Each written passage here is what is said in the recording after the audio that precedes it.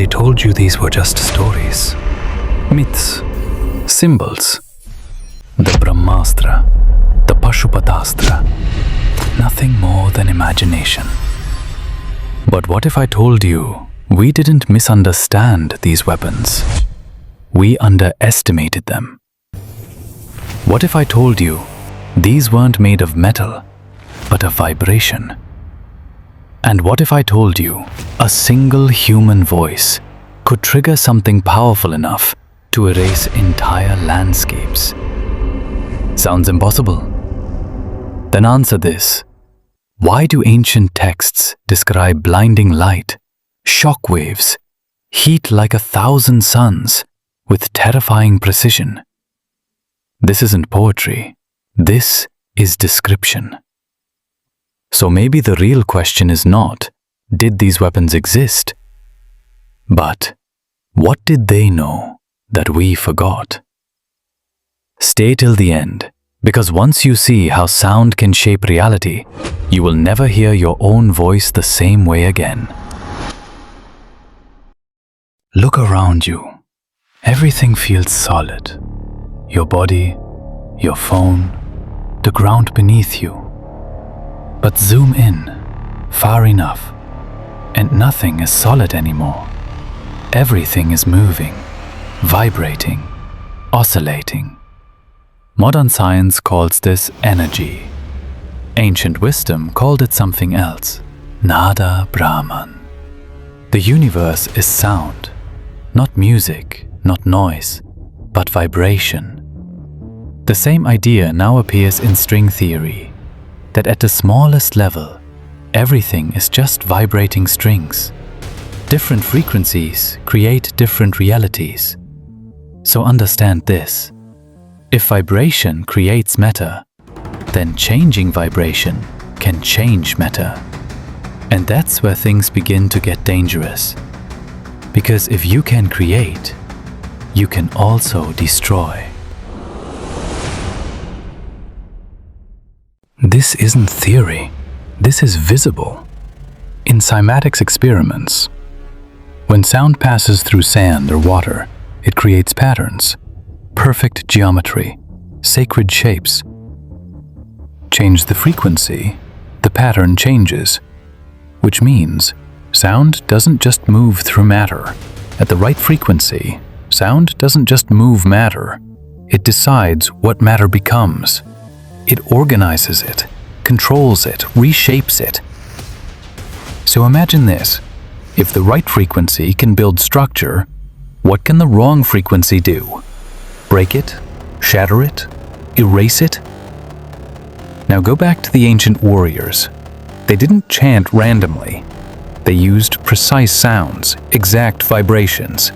Every syllable mattered, every tone mattered. Because they weren't praying, they were activating. They told you mantras were spiritual, calming, peaceful. But that's only half the truth. Mantras were not prayers. They were access codes. Not emotional, mathematical. Each sound a frequency. Each frequency a key. And the human body?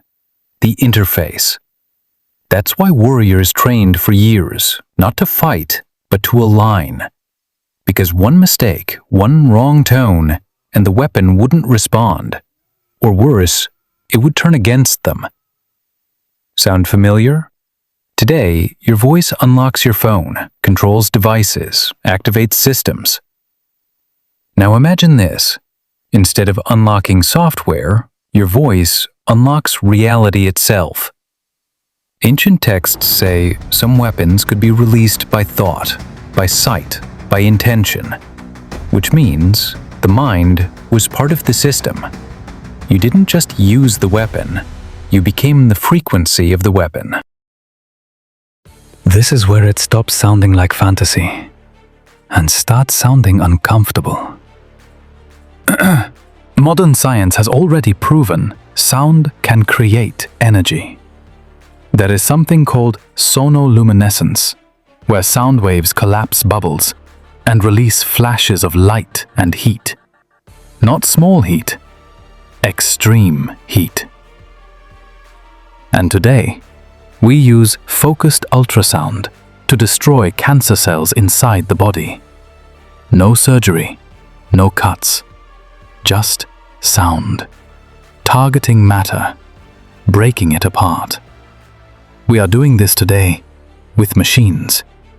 They were doing it with consciousness. Now think about that. If we can destroy cells with sound today, what happens when that scale increases? Ancient descriptions speak of entire regions destroyed, land left barren, energy that lingers. This is not vague storytelling. This is detail. Too much detail. So maybe the truth is not that ancient people imagined too much. Maybe they understood too much. And maybe that's why this knowledge disappeared. Because knowledge like this is never lost by accident.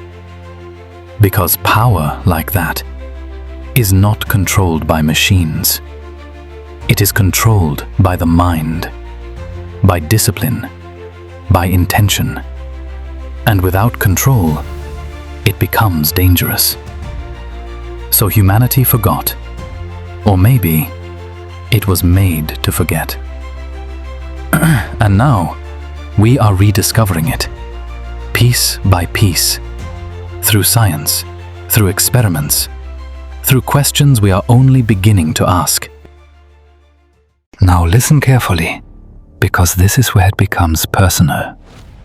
If everything is vibration, then your voice is not just sound, it is influence. Every word you speak creates something or destroys something. Maybe not physically, but emotionally, mentally, energetically.